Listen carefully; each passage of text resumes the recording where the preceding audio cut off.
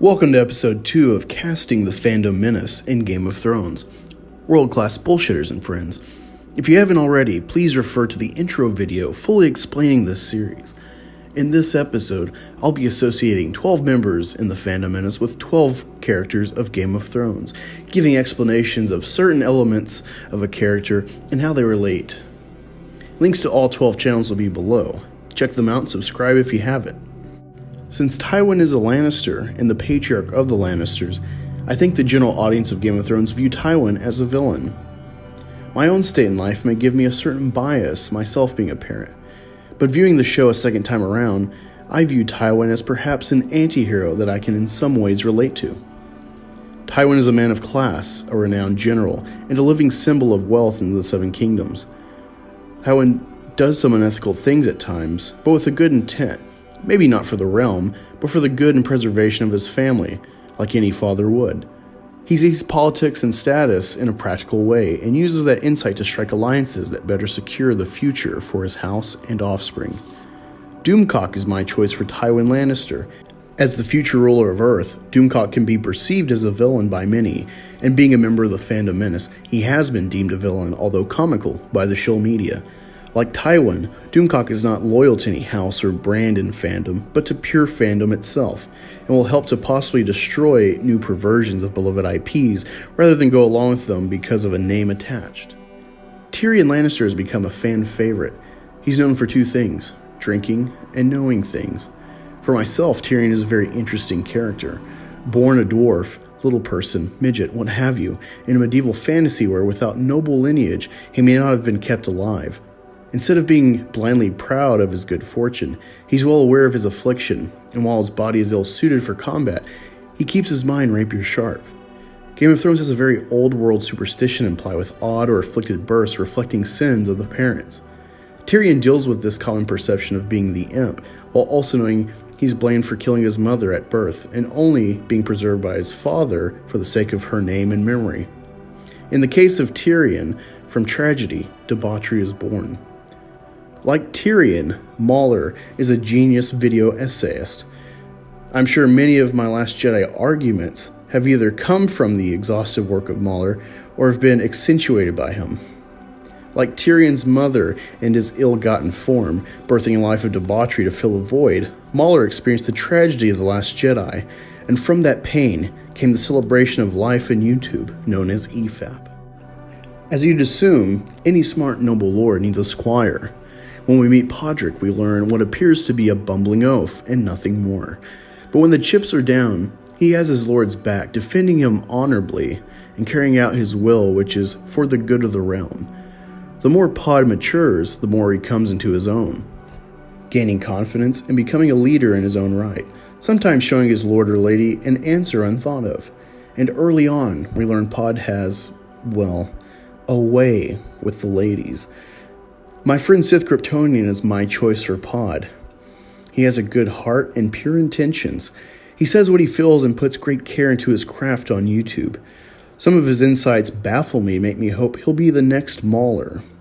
By casting him as the squire of Tyrion, who's Mauler, I hope Mauler sees this and checks Sith's channel out and perhaps creates or streams with them. If any of you listen to Merry Mayhem streams with Sith on them, like a real man of the patriarch, he gets his sandwich exactly how he wants it. Sandor Clegane, otherwise known as the Hound, is an interesting person in the Seven Kingdoms. First met as a protector of Prince Joffrey, he ultimately serves the realm. We learn that his cruel brother burned him, forever leaving him scarred and tormented by fire.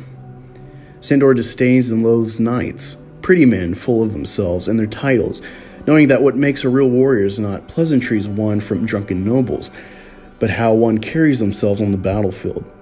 At the Battle of the Blackwater, Sandor goes rogue and forsakes the service of the crown, disenfranchised with the arbitrary system, and seeks a life he himself can be content with. Because of this, Jeff Hicks, leader of the World-Class Bullshitters, is my casting choice for the Hound. From the start, he was burned by Disney Star Wars and tried to enlighten us. He drudged on with a respectable yet relatively small following of devoted fans, until the treachery in the form of The Last Jedi presented itself to the world. He was soon rewarded with a large and gracious following in the fight against the Mouse, and leads the way forming the High Council. Along with an insight to cast Jeff as the Hound, I hope this perhaps piques his interest to enjoy the great works of sword and sorcery, both in Lord of the Rings and Game of Thrones. Curious to see the tale of Sandor Clegane unfold. Come on, Jeff. Just watch it already. 7 hells! Sir Alliser Thorne is the Master of Arms at Castle Black for the Night's Watch. Clearly intent to serve the system with honor, even if he thinks low of most, if not all. He follows orders and at least respects rank. For some reason, though, he always has hated Jon Snow, perhaps since he's the offspring of Ned Stark, enemy to Alliser during Robb's rebellion. He always finds a way to undermine Jon or give him the shit end of the stick. Eventually, he becomes a traitor and takes part in a coup against Lord Commander Snow for his alliance with the Wildlings, murdering him. Soon he gets his own, as Jon personally executes them for his betrayal. Patrick Willems is a perfect candidate for Sir Alliser, especially in conjunction with my Jon Snow pick. He's a clear Disney shill and sides with the Access media in regards to force diversity and defending The Last Jedi. His defense being Star Wars is about space wizards in a series for kids to sell toys. On the same channel, though, he can go on and detail about how DC doesn't make sense and how MCU films have bad color palettes. He can't take criticism either. I called him Ultra Soy and was subsequently blocked, like a baby. He thinks he's got a real critical eye, yet says we need to shut up about plot holes. Jon Snow is a fan favorite. Up to now, it seems he's an everyman character risen to a destined state of nobility. From an early point in the show, we learn a lot about his character. Born to the Lord of Winterfell, yet a bastard, thus made unworthy of certain titles despite his general privilege. He refuses to bed a whore, lest he bring another bastard into the world, a child who will never be fully a person in society's eyes. He dreams of joining the Night's Watch, full of noble intentions, and a view that service in the Watch is a valiant path. To only learn his brothers in arms are largely just criminals and bastards cast from society to the fringe of the realm. After fatal circumstances, Sir Alliser Thorne is forever hateful to Jon and eventually betrays him. But never fear, Jon is resurrected and soon executes Sir Alliser for his treason, and with his death utilizes it to take his place as the Lord of Winterfell and become King of the North. Robot Head is my choice for Jon Snow. In just 1 year, he's reached over 100,000 subscribers, making only 13 videos thus far, and now hangs with the big boys of the Fandom Menace. Yet like Jon, even as Lord Commander, he'll make time for us little people, giving us encouragement. Like a lot of success the Fandom Menace has had, Robot Head has caught the attention of Patrick Willems, who probably only helped his view total like CNN helped Trump win. And like Jon, being the heartthrob for all the ladies watching, Robot Head's smooth Australian accent seduces me every time, inviting me to watch his content for the full duration. Sam Tarly is an unexpected hero many times over as the series has gone on. He's killed a White Walker, survived key battles, and gone on to study at the Citadel, unknowingly discovering the identity of Aegon Targaryen and the cure for grayscale. He's overlooked in warrior culture as he covets books and knowledge. Despite many persons' oversight of Sam, he's become a key player in the Game of Thrones and a trusted advisor to Jon Snow. David Stewart is my choice for Sam. If you look at David's body of work, you see a man on a mission to teach us the joy of music. When uploading a take on his disappointment with Star Wars, his channel blew up. Regardless of the success he could have with easily retread topics, David has an integrity to himself and doesn't worry about algorithms, and instead still devotes himself to his craft in writing and music, while still giving us clear insight about the state of entertainment from a deeply knowledgeable perspective. Thoros of Myr, the Red Priest, is a healer of the Brotherhood without banners. While a man of the cloth, he's a gluttonous and lustful man, bringing many women to his bedchamber, to be expected of any friend of King Robb. Noé Neophobic is my choice for Thoros. An Austrian Fandom Menacer, he has great insight as to the problems of Star Wars and creates great memes and parody videos. While many of us can get passionate and perhaps angry at the state of entertainment, Noé invites us to party, enjoy at whatever sorrow besets itself on our SJW enemies. Maester Aemon Targaryen is, for a long time, known to be the only living Targaryen aside from Daenerys. Being the youngest son, he forsook all rights of inheritance and forged his chain at the Citadel as a maester, serving as an advisor to the Lord Commander of the Night's Watch. Despite being nearly 100 years old and blind, he's kept his wits and advised great counsel.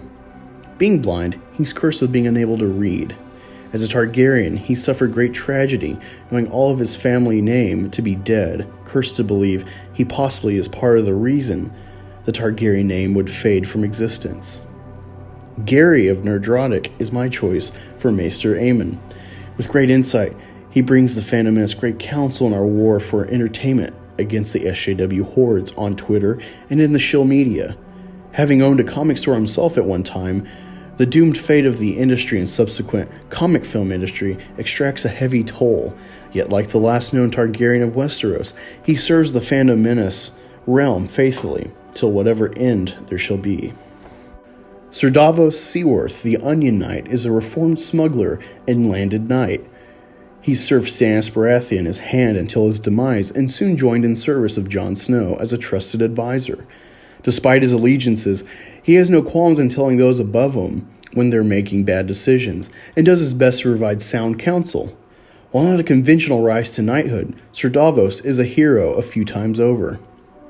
Jeff the Iron Wolf is my choice for Sir Davos. I personally know he's one of his favorite characters, and see some common traits. Whether it be in his coverage of pop political discussion, or with channels he's devoted to like Jesse Milestone, or even me, a fellow founding father in the Fandom Collective, he will rebut opinions or insights he finds faulty and discuss it directly. Like the Onion Knight's unconventional knighthood, Jeff is a Marine and carries that great honor with pride, but come to find out, he's not the typical dumb ground pounder, but a former intel specialist. His background aids in his goal to bring controversial yet straightforward common sense perspective to outrage culture. The Drowned God is a mysterious deity of the Ironborn. Such an old religion, the origin is unknown. The Drowned God holds dominion over all the waters of the earth. The Drowned God has no temples, holy texts, or idols. There is only one worthy of casting as the Drowned God. His very existence brings to mind thoughts of wetness. He comes from the comments section of WorldclassBullshitters. His name makes all female kind cower in fear. That is Brandon Moist of Moist Visions Inc. As the Drowned God has no age of origin, Moist ironically studies history and informs us of his favorite bodies of water. Brandon comes to moisten the airwaves. Get voiced. Get moist. Moist. M-O-I-S-T.